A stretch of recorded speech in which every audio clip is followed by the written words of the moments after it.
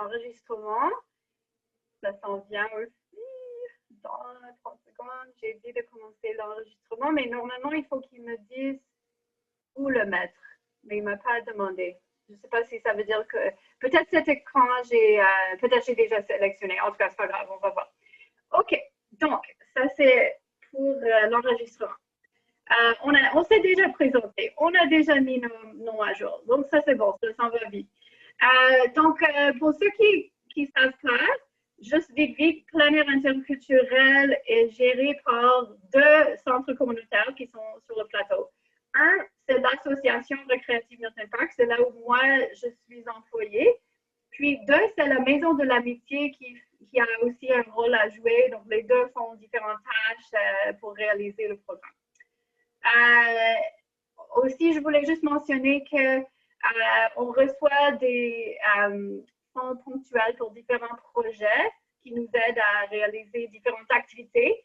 Puis j'aimerais reconnaître que la Ville de Montréal, dans le cadre de leur programme Montréal interculturel, et aussi le gouvernement du Canada, dans le cadre de leurs événements qui font le rapprochement interculturel, je n'ai pas dit tout le nom correctement, mais en tout cas, ça vous donne l'idée, ont contribué à un projet qui a permis cette activité. Mais surtout, ce qui permet l'activité, c'est vraiment votre application. Comme on a une situation un peu particulière, on a besoin de beaucoup de bénévoles dans cette activité, parce qu'il y a un bénévole pour chaque participant. Donc, ça serait vraiment impossible sans vous. Alors, merci infiniment. Alors, donc là, je vais me lancer tout de suite dans tout plein de petits détails, mais des fois, j'ai tendance à dire beaucoup de détails, donc ne paniquez pas, c'est que ça reste quand même simple, mais je vais quand même vous expliquer un peu comment je vais m'organiser pour ça. Et après, comme je ne serai pas avec vous pendant l'activité elle-même, je vais vous expliquer aussi c'est quoi l'idée, puis qu'est-ce que vous allez faire avec le participant. Donc, d'abord, la première chose que je vais faire cette semaine, sans doute mercredi, je vais regarder tous les bénévoles que j'ai. Je vais regarder tous les participants que j'ai, les langues que chacun parle, les intérêts, tout ça, et les disponibilités aussi. Je vais faire tout un calcul très compliqué. Et là, je vais vous envoyer mercredi votre heure de rendez-vous. Parce que ce qui va arriver, c'est qu'on va se rencontrer devant le monument à Sir George Étienne Cartier, mais pas toutes au même moment, parce qu'on n'a pas le droit de rassemblement. Donc là, j'essaie de faire les choses correctement. Donc, pour enlever la tentation de rassemblement, on va vraiment avoir, comme par exemple, il y a deux personnes qui peuvent se rencontrer devant le monument à 10 heures. Les deux prochains, ça sera peut-être à 10h10. Peut-être William va rencontrer son partenaire pour un échange à 10h20, etc. OK? Donc, ça va être à différents moments. Le plus tôt que ça pourrait être, c'est 10 heures. Certaines personnes ont indiqué déjà qu'ils étaient disponibles n'importe quand dans la journée. Certains ont dit je dois terminer pour telle heure ou je préfère l'après-midi, etc. Donc, ça, c'est bien correct et j'ai pris note. Donc, c'est juste, vous allez recevoir cette information mercredi. Puis, la chose à faire, s'il y a un changement de vos côtés, ça serait vraiment cool si vous êtes au courant du changement avant mercredi, ça serait l'idéal. Je sais qu'il y a des choses qui arrivent des fois, puis on ne peut pas contrôler et tout. Mais le plus que vous pouvez me tenir au courant, le plus tôt, le mieux c'est. D'ailleurs, là, je me lance déjà dans la logistique et je le dis en français pour le moment, mais est-ce que c'est correct? Tout le monde me suit au rythme que je parle ou est-ce que peut-être juste vous pouvez dire quelque chose si je parle trop vite ou si vous ne comprenez pas? Mais est-ce que pour l'instant, ça va? Peut-être un petit thumbs up si jamais c'est correct et vous comprenez. OK. C'est bon, j'ai pas eu de trop de messages comme quoi ça allait pas. Oups, il y a quelque chose dans le chat. OK, je vais essayer de lire ça. Oui! OK, bon, excellent. Donc, bien pour le français. Et bien sûr, je peux traduire en anglais si quelqu'un a besoin à un moment donné. Autre question, est-ce que tout le monde sait c'est où exactement le monument à Sir George Étienne Cartier? Donc, c'est le monument qui est le long de l'avenue du Parc, qui est vraiment en bas du Mont-Royal. Donc, peut-être on va juste de le dire dans le chat ou me faire un petit coucou comme ça si vous ne connaissez pas l'endroit. Je pense qu'il y a beaucoup de monde qui connaissent, mais... Que c'est au Tam-Tam? Oui, c'est exactement, merci. J'aurais pu dire ça. Et d'ailleurs, quand je vais contacter les participants, je vais me faire une petite note de dire Tam-Tam et ça va faire un élément additionnel qui va aider les gens et même pour les autres bénévoles. Parfait. Donc, merci, c'est pertinent, Charlotte. Super. Donc, c'est ça, c'est au Tam-Tam. Donc, c'est là le lieu de rendez-vous. Mercredi, je vais vous mettre en contact par courriel, en fait, avec votre partenaire de discussion. Donc, ce que je vous demanderai de faire, ce que je propose pour que vous puissiez le rencontrer et le reconnaître facilement, cette personne-là, ça serait d'écrire leur prénom sur une feuille de papier simplement. Et comme ça, au point de rendez-vous, ça serait comme à la sortie de l'avion. Là, j'ai fait un improvisé vite, là. Est-ce que vous le voyez? Oups, mais il est à l'envers parce que c'est sûr, il aurait fallu que je l'écrive à l'envers, en fait. Donc, c'est ça. Donc, vous allez écrire avant ça le nom de votre partenaire et ça va aider à les trouver. C'est une proposition. Et puis, c'est ça. Donc, moi, je vais essayer d'être présente très régulièrement autour du monument, mais je vais sûrement, vu que ça peut être toute la journée, je vais sûrement quand même aussi circuler un peu. Donc, je ne serai pas nécessairement là quand vous allez rencontrer votre partenaire. Donc, c'est pour ça qu'il faut être déjà organisé, déjà en contact avec cette personne-là.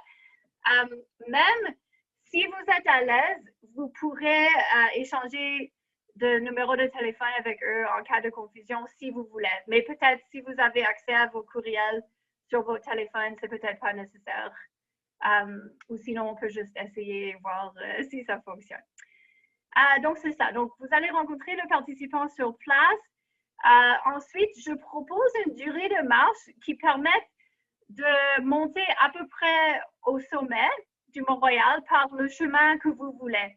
Donc, je ne sais pas, il y en a qui connaissent probablement mieux le Mont-Royal que d'autres personnes. Mais ce que je propose, si vous ne connaissez pas bien le Mont-Royal, ça serait simplement de commencer au monument. Vous allez voir tout de suite qu'à partir du monument, il y a un grand sentier large en gravier qui démarre et qui serpente, qui va monter jusqu'en haut du Mont-Royal. Donc, simplement, vous pourrez rester sur ce sentier-là si vous ne connaissez pas bien et vous n'avez pas d'autres idées. C'est très bien, en fait, parce que c'est simple et c'est très large comme sentier. Puis, moi, d'habitude, quand il n'y a pas COVID, j'aime bien aller dans les petits sentiers avec les groupes que j'avais, par exemple, cet été. J'aurais bien aimé ça. Mais ce que je me suis rendu compte cet été, c'est qu'en fait, les gens sont plus à l'aise dans les grands sentiers parce qu'on peut vraiment facilement marcher confortablement en gardant la distance de 2 mètres.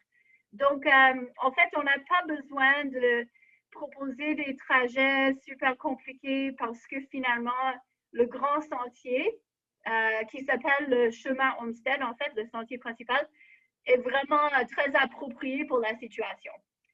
Après, si vous avez d'autres idées, libres à vous, juste tant que c'est possible de quand même faire la distanciation. Puis, je propose comme durée environ 1,5 heures, 1 heure et demie. C'est à peu près le temps de marcher, par exemple, jusqu'à la croix, aller-retour. Mais après, vous pouvez voir avec la personne, si vous voyez que la personne a très froid ou la personne est très fatiguée ou vous-même, vous avez très froid ou vous êtes fatigué, vous pouvez bien sûr faire un peu moins long. Donc, c'est vraiment à vous de voir qu'est-ce qui fait du sens pour la situation. Donc, c'est votre randonnée. Après, pour ce qui a de la langue, je vais vous indiquer quand je vous écris avec votre heure de rendez-vous et la personne avec qui vous serez jumelé. Je vais aussi indiquer si c'est pour un échange français-anglais ou alors français-espagnol. Et bien sûr, j'ai toute la liste qui parle quoi parmi vous, qui est plus à l'aise avec quelle langue et tout. Donc, je ne vais pas vous mettre, mettons, si vous ne parlez pas espagnol, je ne vais pas vous donner un partenaire qui a envie de pratiquer l'espagnol. Donc, je vais essayer d'être stratégique par rapport à ça. Souvent, dans les échanges linguistiques que j'ai organisés dans le passé, souvent on fait la moitié tout en français et puis l'autre moitié tout en anglais ou alors tout en espagnol ou vice-versa.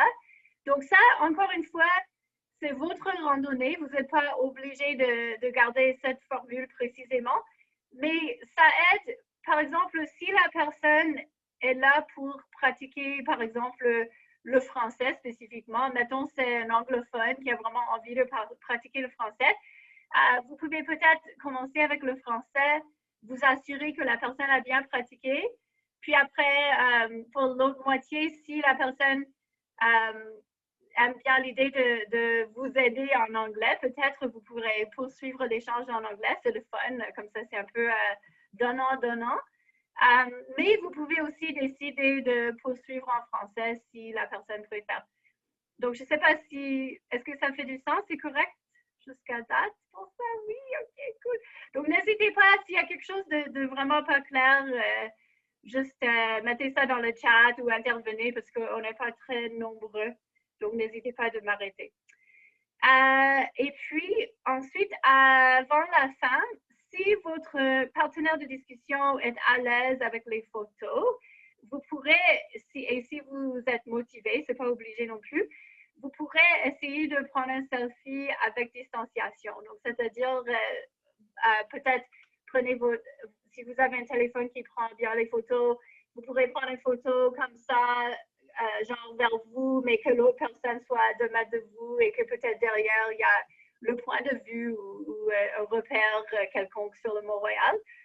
Donc, ça, c'est juste parce qu'après, ça va être le fun pour moi de pouvoir montrer que c'était quoi l'activité. Ça se ressemblait à quoi notre activité, en fait.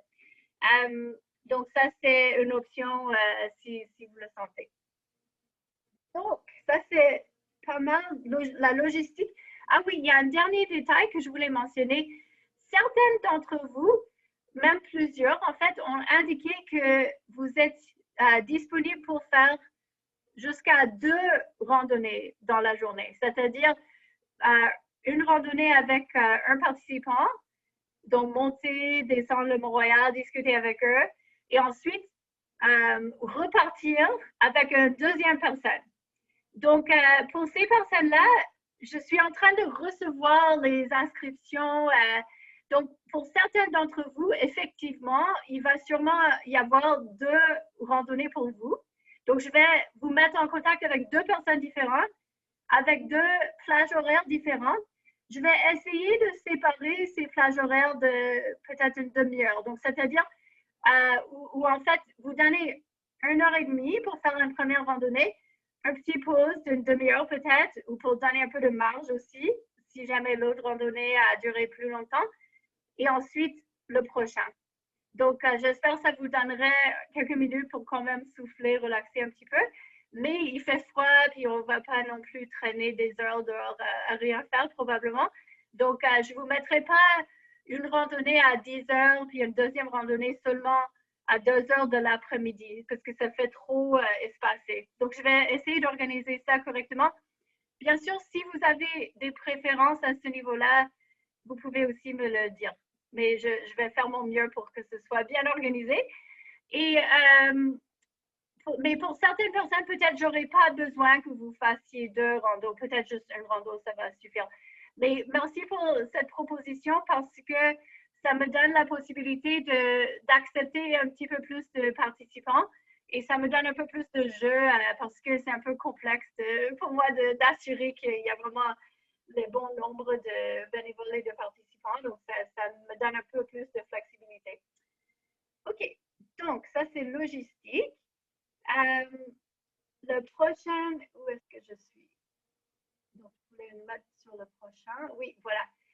Donc, la prochaine chose à penser, oups, il y a une question, je vais regarder c'est quoi la question, le chat.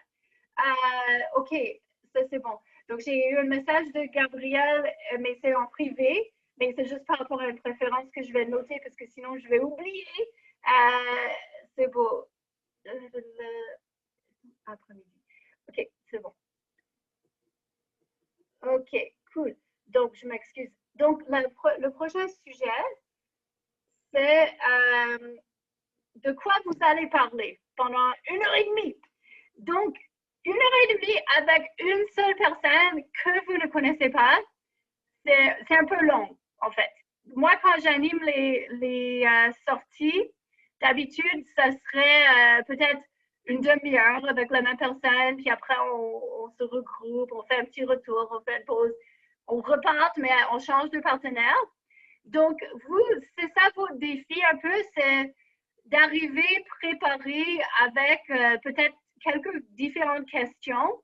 Plus, c'est mieux que moi, juste au cas où, je pense. Et comme ça, s'il y a des moments creux dans la discussion, vous aurez d'autres questions pour le relancer, des questions de discussion pour relancer tout ça. Il n'y a pas de problème non plus si vous prenez une petite pause, vous marchez dans le silence, vous admirez un peu la nature et tout. Ça n'a pas besoin d'être vraiment programmé à chaque minute non plus.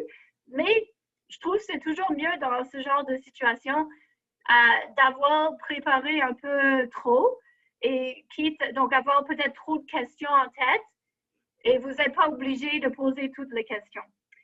Je vais aussi demander aux participants de préparer quelques questions de leur côté. Et comme ça, vous aurez, j'espère, plein de sujets possibles et ça devrait rouler comme ça. Je vais aussi vous envoyer des idées. Donc, vous pouvez voir parmi les idées s'il y en a qui vous inspirent ou sinon, vous pouvez utiliser vos propres idées. Donc, juste par exemple, souvent, je vais dans mes groupes, j'ai des questions du genre, comme à l'écran, trouver 3 choses que vous avez en commun avec votre partenaire de discussion. Ou ça, c'est assez simple. Sinon, si vous aimez bien les animaux du Mont-Royal, vous pourrez demander si vous étiez un animal qui habite le Mont-Royal, ça serait lequel. En tout cas, il y a vraiment infiniment de possibilités pour des questions et peut-être vous n'aurez même pas trop besoin, mais juste comme c'est un peu long, ça va être mieux d'être un petit peu préparé. Donc, ça ne devrait pas être trop stressant vu que sans doute vous avez en tête quelques idées de base déjà. Alors, je vais passer à la prochaine diapo. Astuce.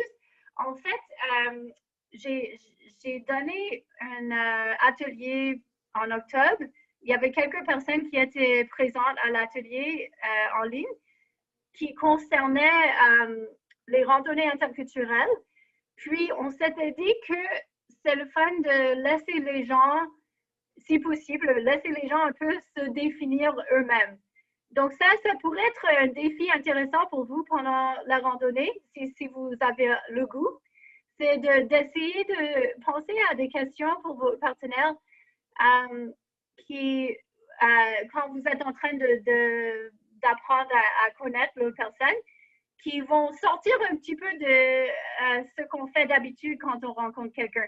Donc, moi, personnellement, je sais que quand je rencontre une nouvelle personne, tout de suite, je peux être portée à avoir envie de savoir qu'est-ce qu'ils font comme dans la vie et aussi d'où ils viennent, s'ils ont un accent ou quelque chose qui m'intrigue. Puis, je ne suis pas du tout en train de dire ne pas poser ces questions-là. C'est sûr qu'on va être curieux, on va avoir envie de savoir, puis ce n'est pas un problème. Mais, et surtout que vous êtes juste deux, donc c'est vraiment facile ça va être plus facile d'être attentif à l'autre personne et un peu sensible à leurs réactions, leurs besoins et tout. Donc, je pense que ça va être vraiment smooth et naturel. Mais ça peut être le fun aussi, juste pour nos développements personnels, de voir si on pense à des questions qui peuvent laisser les gens se définir eux-mêmes. Puis l'exemple l'animal sur le Mont-Royal, comme si vous étiez un animal sur le Mont-Royal, c'est que ça laisse les gens répondre un peu selon, ça peut être selon un peu leur personnalité, leurs préférences, peut-être quand même, ça peut avoir un rapport avec leur origine ou même leur job, mais c'est un peu à eux de faire ce lien-là. Donc, ça, c'est vraiment, si vous avez le goût de vous pousser un petit peu dans la communication interculturelle. Donc, voilà. Je vais passer au prochain.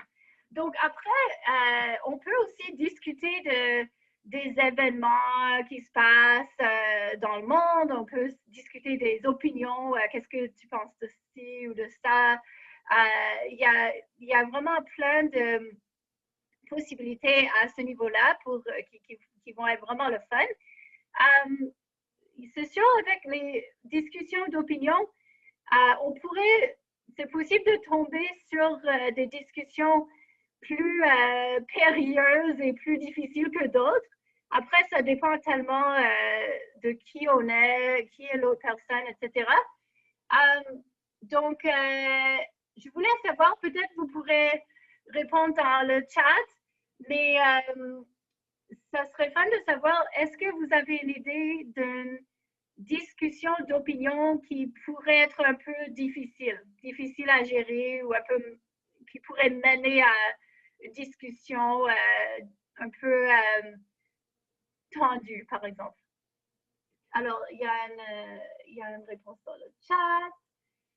Politique, COVID, les points de vue politiques, effectivement.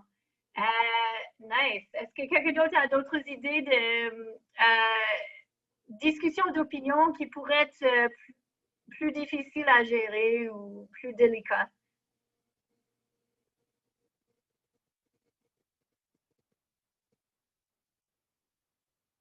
Je vois des gens qui réfléchissent. Est-ce qu'il y a quelque chose qui va sortir? Donc, ben, en fait, je pense que, OK, religion, oui, effectivement. Donc, genre aussi, ouais. Ouais, ouais, racisme. Si la personne nous dit qu'elle est réfugiée, éviter les questions sur les guerres ou autres. Oui, ça c'est bien de s'adapter à la personne aussi et les points sensibles potentiels. Donc ça c'est vraiment excellent, merci. Ça fait ressortir beaucoup de sujets qui peuvent être intéressants et passionnants et qui peut-être certains de ces sujets vont être appropriés dans vos discussions. Donc encore une fois, il n'y a pas de règles. Mais puisqu'on fait une petite mini-formation sur le sujet, je trouve ça intéressant de parler un peu des différentes sortes de questions et leurs opportunités et leurs risques. Donc, je pense, si vous commencez à parler de politique, l'idée, c'est de savoir que ça être prêt psychologiquement et émotionnellement de gérer la discussion qui peut suivre. Donc, peut-être que l'autre personne va avoir une opinion qu'on ne pensait pas. Par exemple, juste vraiment classique, ça m'est arrivé dans un groupe que quelqu'un s'est mis à parler de Trump d'une façon négative et la personne a présumé que toutes les autres partageaient son opinion. Mais en fait, quelqu'un aimait beaucoup Trump et donc ça a causé comme un petit froid ou une petite tension. Mais c'est pas un problème d'avoir des opinions différentes, mais c'est juste qu'il faut être prêt et il y a des surprises qui pourraient survenir. C'est juste ça. Donc, soyons prêts. On ne va pas présumer qu'on connaît la réponse de la personne. Ça, c'est important. Puis pas juger. On se rappelle des objectifs, ceux qui sont quand même de pratiquer les langues, passer un moment agréable, nouer des liens aussi. Donc, c'est d'aller un peu étape par étape, d'utiliser votre jugement et vous allez voir, peut-être vous allez rentrer dans des discussions absolument passionnantes concernant la politique, je ne sais pas.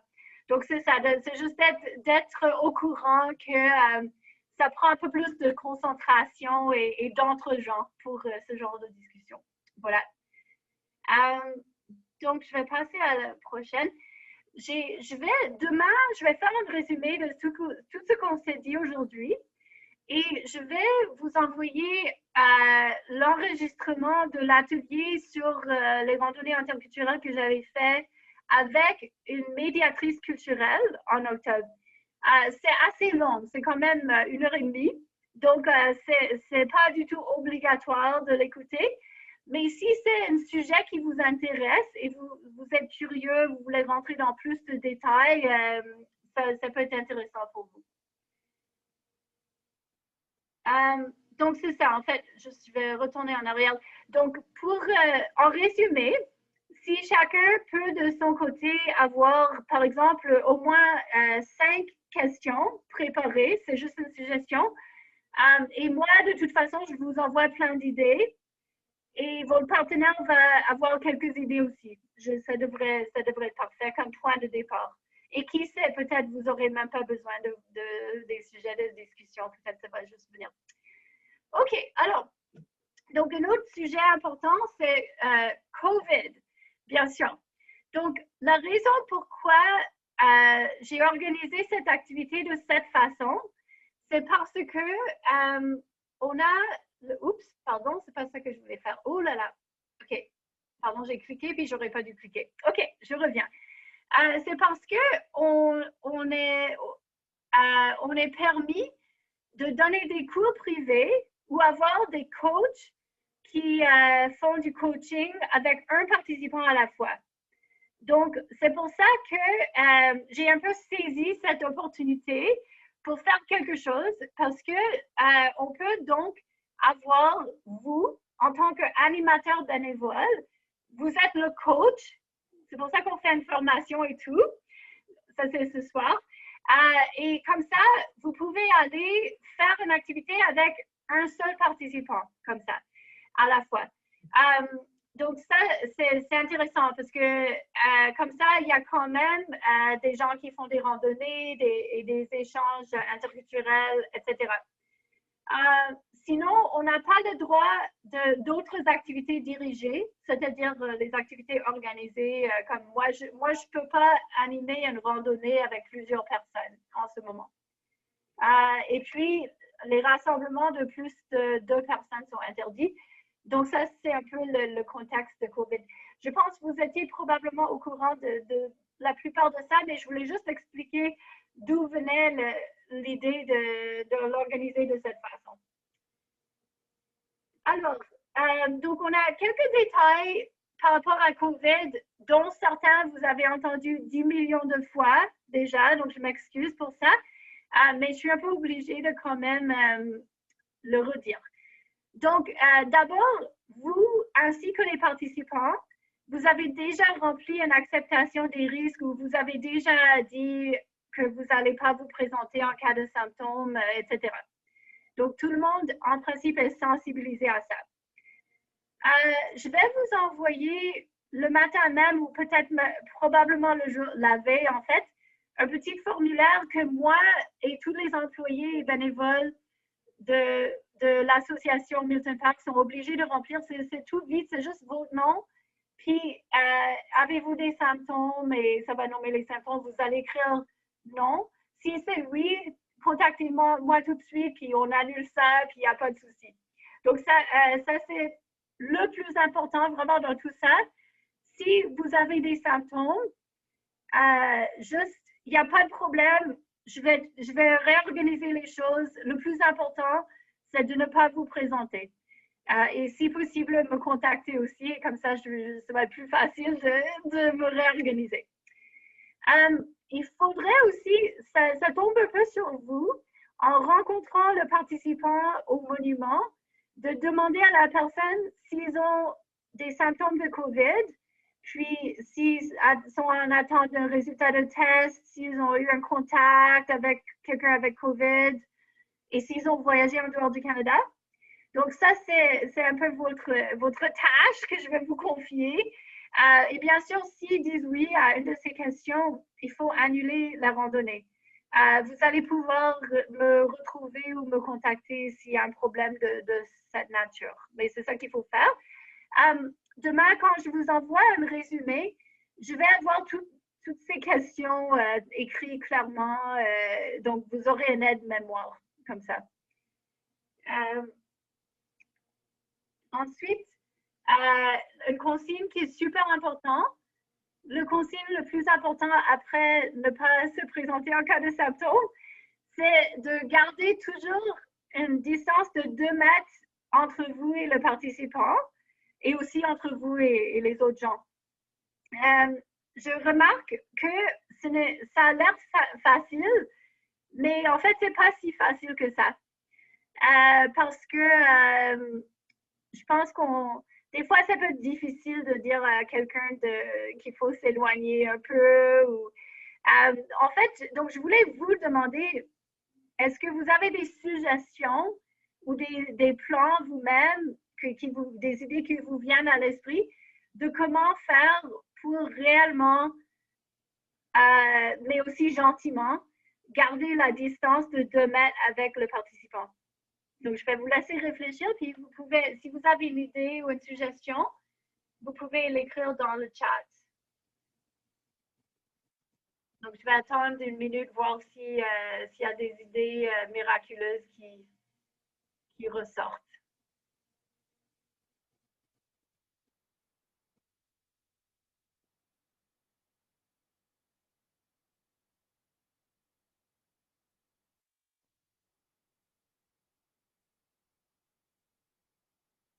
Je ne vois pas encore d'idée. Il y a une idée que j'ai eue, que je vais partager avec vous.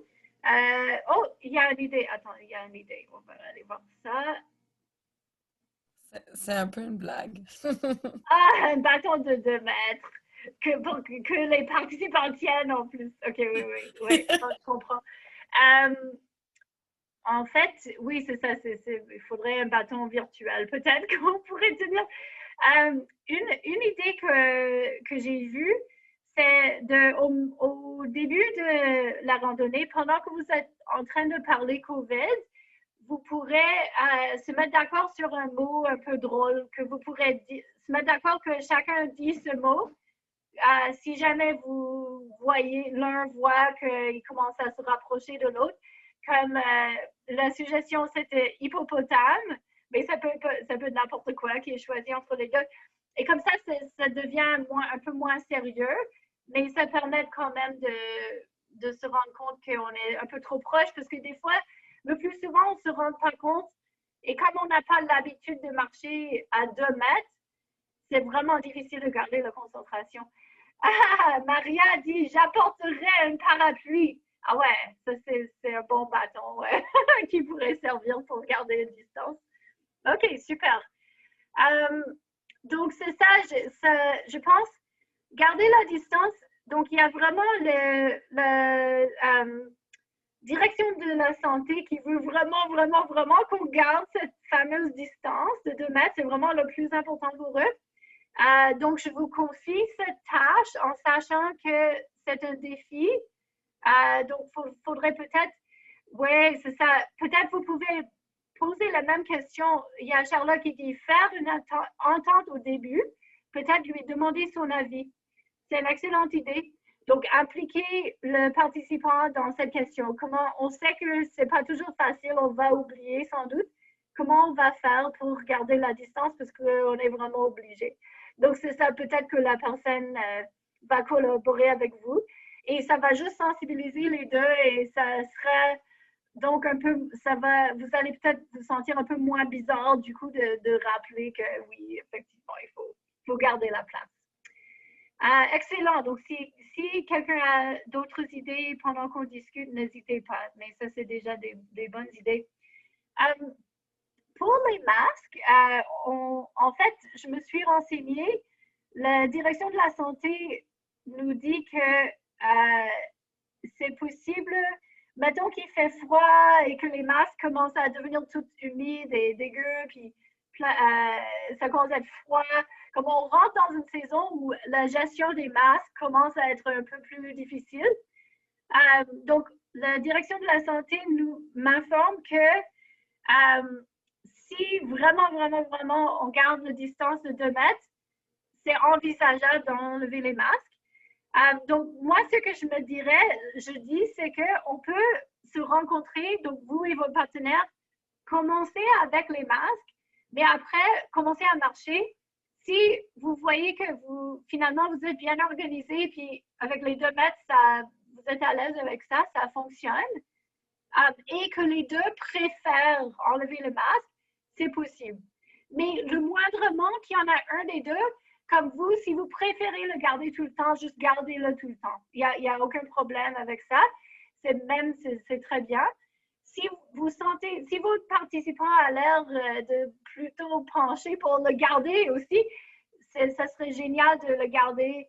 Comme ça, les deux vont se sentir vraiment à l'aise. Donc, on peut dire que par défaut, on va porter des masques, mais si on voit que toutes ces conditions sont là, c'est-à-dire vous deux, vous préférez l'enlever et vous voyez que vraiment vous arrivez à maintenir la distanciation, là, vous pouvez le retirer. Je vous conseille de quand même amener au moins 2 masques ou même plus, parce que comme ça, effectivement, si votre partenaire préfère ou vous aussi, gardez le masque. Comme ça, vous allez pouvoir le changer et vous serez vous aurez peut-être moins froid autour de la bouche. Puis l'autre chose à surveiller, c'est quand vous êtes en train de monter le Mont-Royal, pour certaines personnes, c'est un peu un défi physique. Donc, si la personne commence à beaucoup respirer, beaucoup inspirer, expirer, et qu'on a l'impression que le masque est un facteur gênant dans la respiration, là, peut-être il faudrait que la personne enlève leur masque, mais là, il faut vraiment, vraiment garder la distance. Puis, bien sûr, comme d'habitude, ne rien toucher, pas s'échanger de cellulaire, essayer de ne pas toucher les infrastructures du parc et tout ça. Alors, j'ai une question. Oui, oui. Mais je me demandais en fait pour des personnes qui ne sont pas à l'aise de ou parler français ou anglais, avec 2 mètres, en fonction Oui. à l'extérieur avec du monde autour de nous, est-ce qu'on va s'entendre? Est-ce que oui. vous l'avez déjà fait ça? C'est sûr, c'est vraiment une autre question à se poser. Donc, c'est pour ça que je vous donne un petit peu de marge.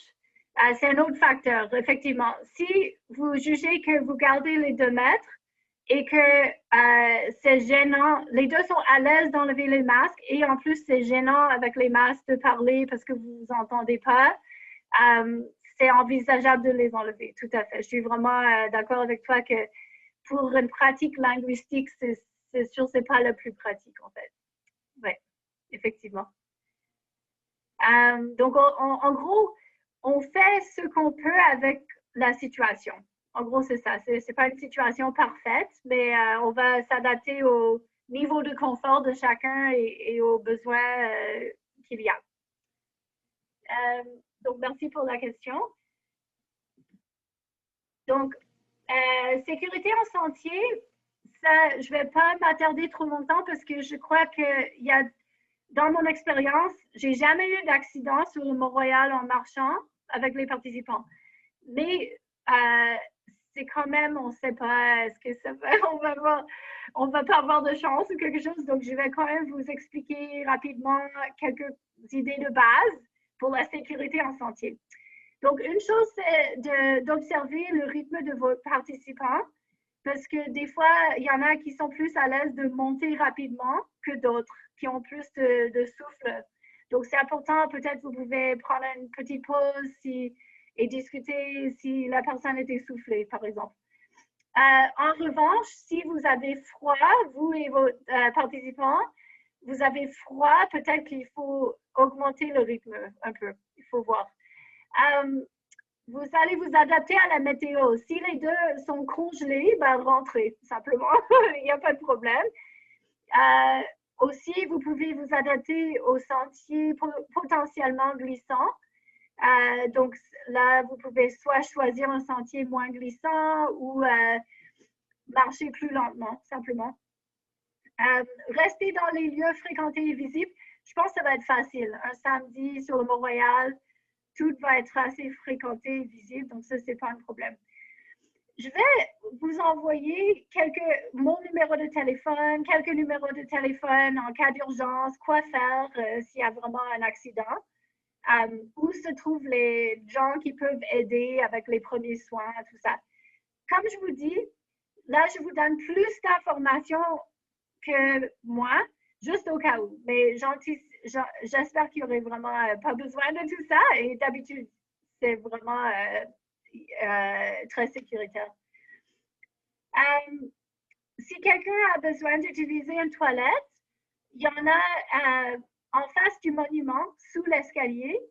Et il y en a aussi au pavillon du lac des Castors, en haut du Mont-Royal, à la maison Smith, au chalet. En gros, tous les bâtiments que vous allez croiser qui sont un peu plus principaux, il y a des toilettes publiques. Alors, il y a quelqu'un qui m'a envoyé un petit message. Encore ouvert en temps de COVID. Alors, oui, ils sont ouverts. Je vais faire une dernière vérification que toutes ces toilettes sont ouvertes, mais je crois que j'ai vu que oui. Mais quand même, c'est un bon point. Donc, normalement, oui, mais je vous reviens avec une correction si c'est non, en fait. Alors, il y avait un autre message dans le chat, autre question. La maison Smith est ouverte. Je crois que... ça, c'est une bonne question. OK, je vais quand même vérifier tout ce que j'ai dit ici pour la maison Smith et les toilettes. Il me semble que j'avais vérifié, mais maintenant, vous me faites penser que j'ai comme un petit doute. Donc, je vais revérifier tout ça demain et je vous mets tout ça au propre et je vais partager ça avec vous. OK. Merci pour vos questions qui sont très pertinentes. Donc, je passe à la prochaine. Laissez pas de traces. Encore une fois, ça va être très intuitif et facile samedi. On reste dans le sentier, on ne va pas aller hors sentier. On va mettre s'il y a des déchets, ça va aller à la poubelle ou être rapporté.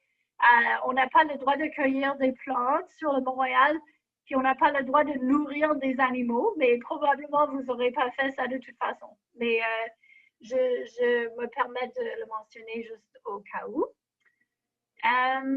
Ensuite, les défis logistiques. Alors, je vois aussi dans le chat, ne pas laisser de traces. OK, merci Agathe, c'est bon. J'ai besoin d'une correction constante pour le français, mais je vais le faire plus tard, c'est cool. Merci. Et mes excuses pour les petites fautes de français des fois. Donc, c'est ça. Donc, les défis logistiques. Oups, attends, il y a peut-être une autre question. OK, c'est bon. Cool. Merci. Donc, c'est ça. Ce qui arrive. Donc, il y a tous les bénévoles, il y a tous les participants. Est-ce que tout le monde va vraiment venir? Est-ce qu'il va y avoir des annulations, des changements de dernière minute? Dans mon expérience, quand j'anime une activité, il y a quand même des changements. Il y a quand même un certain pourcentage de personnes que finalement, ils ne peuvent plus venir ou quoi que ce soit. Donc, de mon côté, je vais essayer de gérer tout changement éventuel du mieux que je puisse. Mais ça se peut que même après que je vous envoie votre heure de rendez-vous et le nom de la personne, de votre partenaire, ça pourrait quand même encore bouger à cause du fait qu'on ne sait pas en fait. Donc, je vais faire mon mieux, que ce ne soit pas trop pénible et trop changeant tout le temps, mais je m'y attends à ce qu'il y ait quand même des petites modifications. Donc, pour ça, c'est ça, je m'excuse d'avance. Puis, je vous remercie d'avance de votre patience et indulgence à ce sujet parce que c'est un petit peu hors de mon contrôle. Mais c'est ça, je vais essayer de vraiment respecter votre temps et votre générosité le plus que je peux quand même dans la situation. Si ça arrive que vous arrivez au monument, votre participant n'est pas là, quoi faire?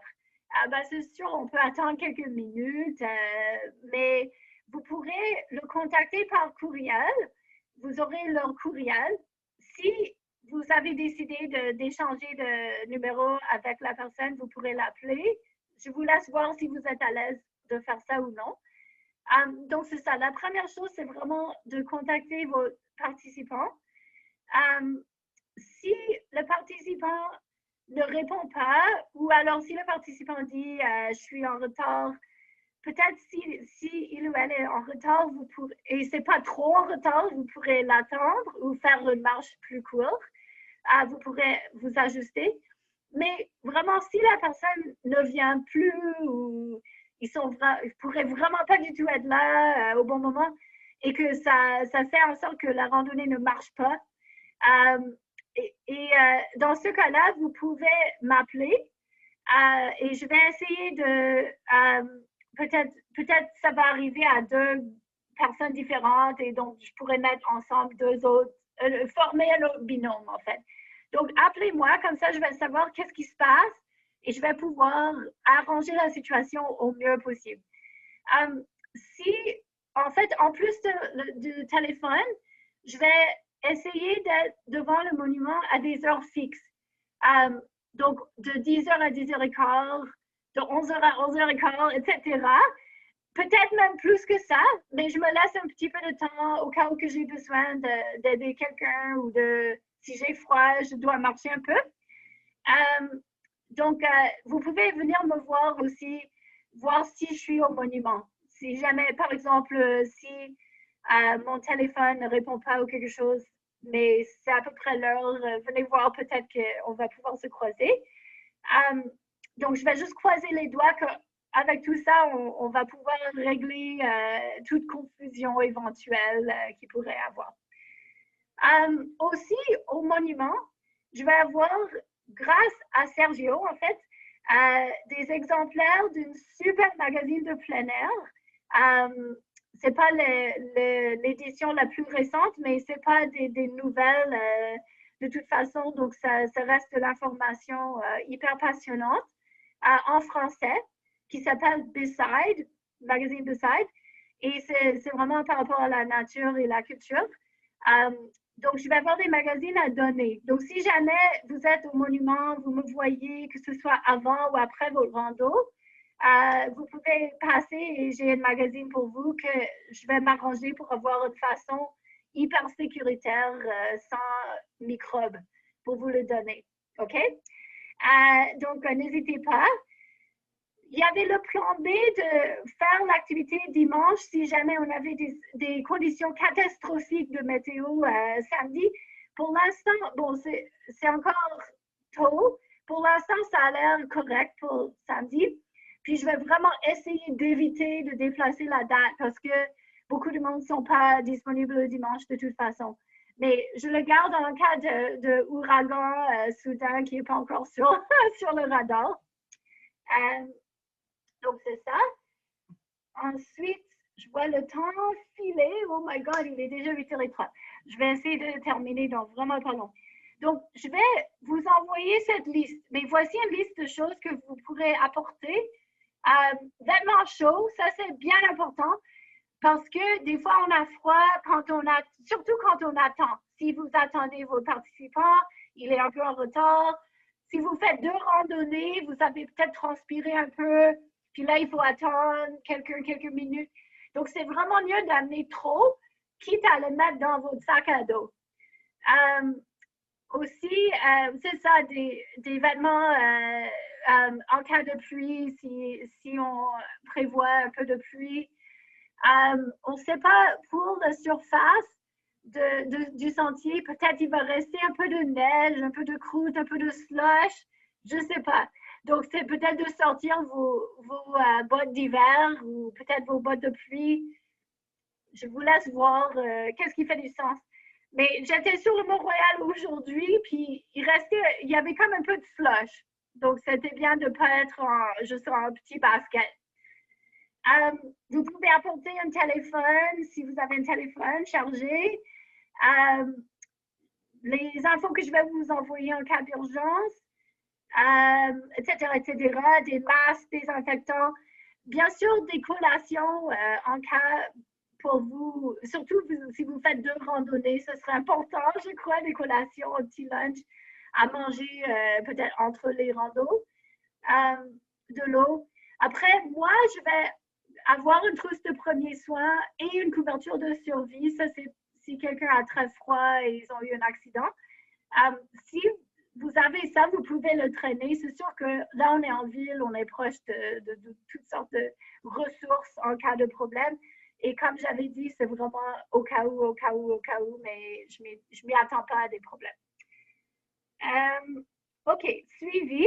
Si vous avez réussi à prendre un selfie ou une photo, je veux bien que vous le m'envoyiez ou que vous le partagiez directement dans notre groupe Facebook, si votre participant est d'accord, bien sûr. Et puis, je vais aussi faire un petit retour avec vous, comme je ne suis pas là, pour savoir comment ça s'est passé. Et c'est la première fois qu'on fait ça en binôme. Je vous enverrai un petit truc vraiment rapide à remplir et vous pourrez me dire qu'est-ce qui a fonctionné, qu'est-ce qui n'a pas fonctionné. Et ensuite, juste un grand merci d'avance pour votre implication. C'est vraiment vous qui faites que l'activité est possible. Et merci pour votre patience d'avoir été là ce soir aussi, parce que je sais qu'il y a beaucoup de Zoom dans nos vies ces jours-ci, donc c'est vraiment super chouette d'avoir pris le temps. Donc, c'est ça, ça termine les infos que je voulais partager avec vous. S'il y a des questions, n'hésitez pas de les poser. Si quelqu'un doit aller se coucher ou faire autre chose que Zoom, c'est vraiment correct. Là. Donc, n'hésitez pas, vous sentez à l'aise. Puis, on va peut-être se croiser, on va peut-être se voir au monument. Ça va dépendre un peu du timing. Samedi, mais dans tous les cas, je vais être en contact avant samedi de toute façon. Voilà. Donc, merci pour ça. Donc, est-ce qu'il y avait d'autres questions, des questions logistiques, des questions par rapport à n'importe quoi en fait?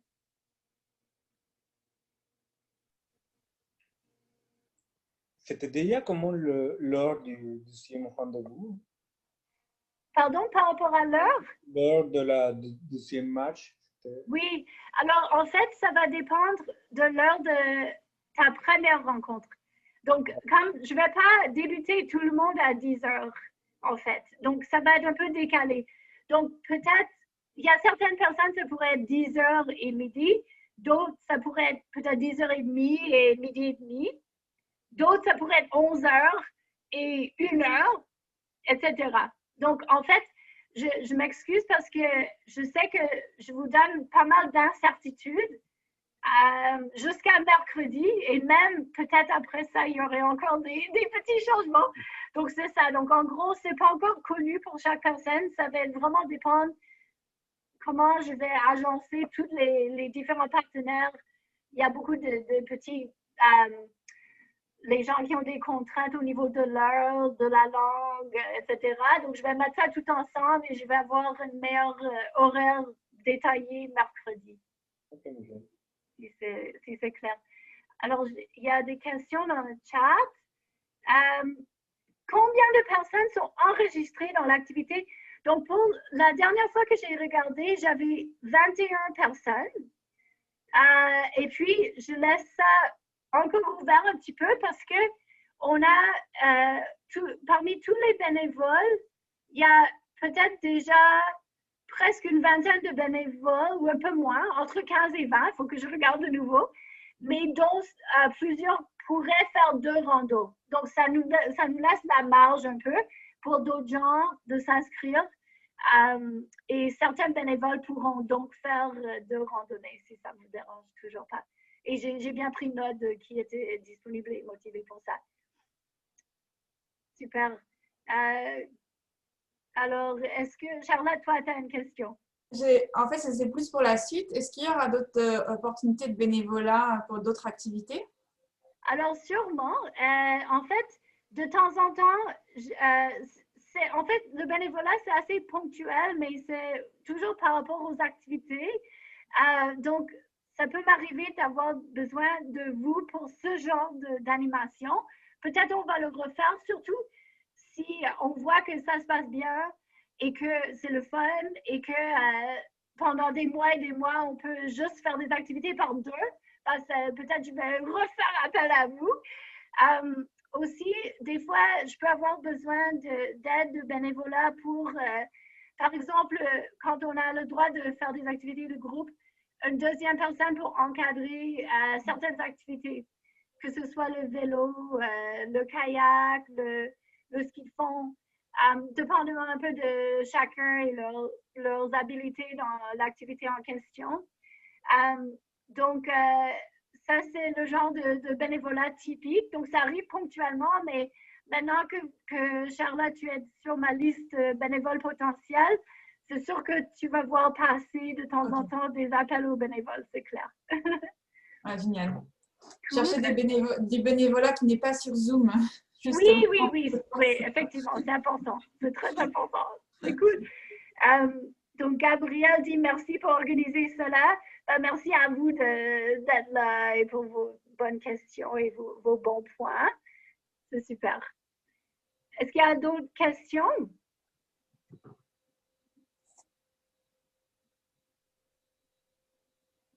Donc, il y a peut-être... Est-ce que j'aurai une carte avec les sentiers? Bon point. Alors, je vais le noter tout de suite. Il y a une carte des sentiers qui est produite par les Amis du Mont-Royal. Carte des sentiers. Je vais vous joindre la carte des sentiers avec le courriel et le résumé que je vais vous envoyer. Mais vous pouvez simplement rester dans le grand sentier, ou si vous connaissez un peu le Mont-Royal, ou ça ne vous dérange pas d'improviser un peu, d'autres endroits où ça pourrait être intéressant de marcher, où il y a la place un peu. Il y a, je ne sais pas comment le décrire, en hiver, ça s'appelle la piste 4. Donc, il y a d'autres pistes qui sont de largeur moyenne. En fait, pas seulement la piste 4. Comme à peu près à mi-hauteur sur le Mont-Royal, sur la droite, il y a un sentier qui va plus dans la forêt, qui reste assez large, mais moins large quand même. En haut, autour de la croix, il y a un sentier qui reste un peu plus large aussi.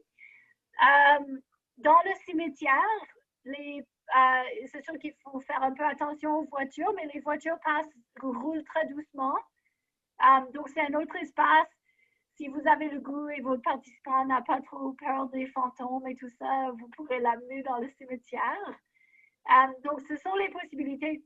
Ça dépend de vous, de vos niveaux de confort avec le Mont-Royal ou le fait d'improviser un peu avec les sentiers. Bonne question. Alors, autre question, remarque, oubli?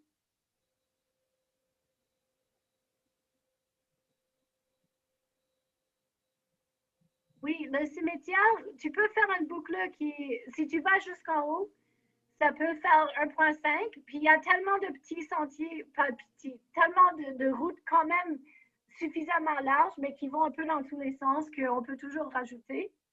Puis on peut même, c'est possible de monter, par exemple, le chemin Homestead, le chemin principal, traverser derrière la maison Smith, traverser le Camellia Wood, rentrer dans le cimetière et descendre par le cimetière, par exemple. Donc, ça dépend à quelle vitesse vous marchez, en fait. Le 1,5, ce n'est pas une obligation scientifique. Si votre participant est ouvert, ça peut être un peu plus long, ça peut être un peu plus court, il n'y a pas de souci.